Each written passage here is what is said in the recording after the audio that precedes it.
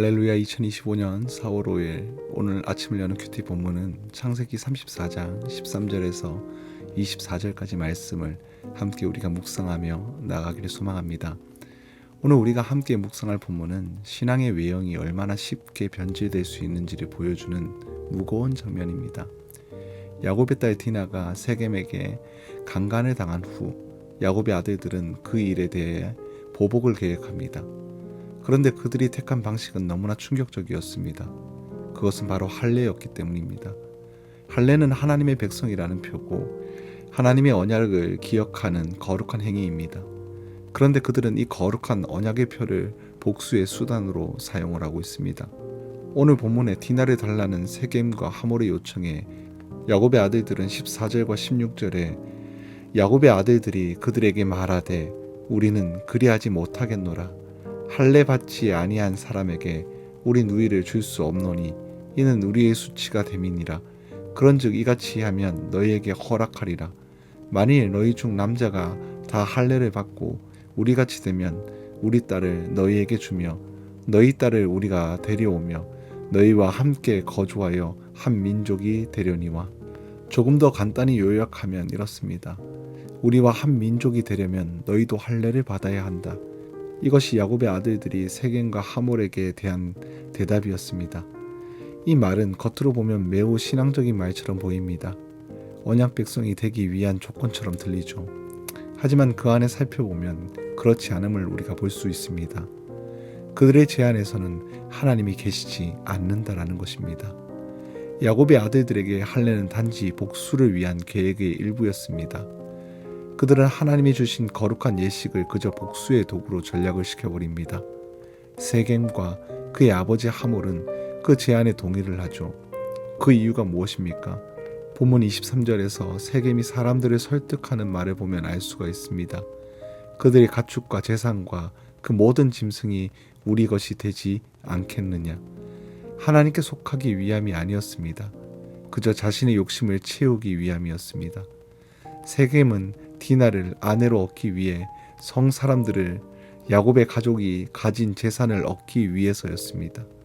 사랑하는 성도 여러분, 우리의 신앙생활 가운데 이런 모습들이 있지 않는지를 돌아보길 원합니다. 예배와 기도, 헌금과 봉사 모두 신앙적인 행위입니다. 하지만 그 안에 하나님이 계시지 않는다면 그 모든 것은 얼마든지 죄의 도구가 될 수 있습니다. 우리는 늘 돌아보아야 합니다. 나의 기도는 하나님의 뜻을 이루기 위한 것인가? 내 뜻을 관철시키기 위한 도구는 아닌가? 나의 예배는 하나님을 만나는 자리인가? 아니면 단순한 습관과 의무감의 반복인가? 우리의 신앙이 거룩한 형식이 아니라 거룩하신 하나님이 중심이 되기를 소망합니다. 그리고 디나의 일을 들은 이후도 야곱은 계속 침묵을 하고 있습니다. 야곱은 아무런 결정을 하지 않습니다. 그렇게 야곱의 아들들이 대신 나서서 복수의 계획을 세우고 실행을 하게 되는 것입니다. 결단하지 않는 리더, 침묵하지 않는 가장, 머뭇거리는 믿음은 그 자리를 죄가 채우게 만듭니다. 야곱은 애초에 세겜에서 머물러선 안 되었습니다. 하나님께서 소원했던 베델로 올라가야만 했었죠.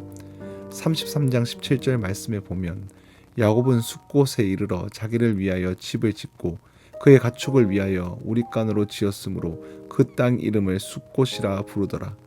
야곱이 에서와 헤어져서 처음 도착한 곳은 숫곳이었습니다. 숫곳의 위치는 요단강 동편입니다. 그리고 숫곳이라는 단어의 뜻은 오두막집들이라는 뜻입니다. 이 오두막집은 영구히 살 집이 아니었습니다. 잠시 체류할 목적으로 지은 임시 초소였습니다. 야곱은 숫곳에 이를 때만 해도 잠시 머물렀다 다시 떠나려 했다라고 추측을 할 수 있는 것이죠. 그러면 그가 향해야 할 곳은 어디였을까요? 바로 베델이었습니다. 그가 베델로 향했다면 이 사건은 발생하지 않을 수도 있었습니다. 하지만 그는 베델로 가지 않았습니다. 숫곳에서 요단강을 건너 서편으로 32km 정도 떨어진 세겜으로 갔습니다. 그리고 그 세겜에서 남쪽으로 다시 32km 정도 내려오면 바로 베델입니다. 야곱이 숫곳으로 갈 때만 해도 그는 그 여정이 이어가려고 했었습니다. 그리고 그 세겜 땅에 이르러선 자신들을 그 땅에 돌아오게 해주신 하나님께 감사하며 이스라엘의 하나님이라고, 자신의 하나님이라고 제단을 쌓으며 고백했습니다. 하지만 더 나아가야 할 여정이 있음에도 그는 세겜에서 멈추어 버렸습니다. 세겜을 떠나 베델로 향하지 않고 그 땅에 머물렀고 그 결과는 바로 비극이었습니다. 사랑하는 더세온교회 성도 여러분, 믿음은 결단입니다. 하나님이 말씀하실 때 순종하는 것, 죄와의 타협을 거부하고 돌이키는 것, 말씀에 따라 다시 나아가는 것이 바로 믿음입니다. 신앙의 여정은 멈춤이 아니라 바로 진행입니다. 세겜에게 머무는 삶이 아니라 베델로 향하는 삶이어야만 할 것입니다. 하나님이 원하시는 자리는 늘 한 걸음 더 나아가는 자리입니다. 오늘 본문에서 가장 안타까운 사실은 처음부터 끝까지 이 모든 과정에 하나님이 언급되지 않았다라는 점입니다. 누구도 하나님께 묻지 않고 누구도 하나님 앞에 나아가지 않았습니다. 거룩한 예식인 할례도 형식만 남고 하나님은 계시지 않았습니다. 우리는 겉으로 보기에 신앙생활을 잘 하고 있을 수 있습니다. 하지만 그 안에 하나님이 없을 수도 있습니다. 우리의 신앙이 진짜인지 껍데기만 남은 것은 아닌지 날마다 우리는 돌아보아야 할 것입니다. 그리고 결단해야 합니다. 하나님이 원하시는 자리로, 하나님이 말씀하신 베델로, 하나님이 계신 예배, 하나님이 들으시는 기도, 하나님이 기뻐하시는 순종으로 우리는 나아가야 합니다. 머무르지 말고 그곳으로 나아가야 합니다. 오늘 저와 우리 성도님들 모두가 오늘 자리에 만족하며 세겜에 머물지 않기를 소망합니다.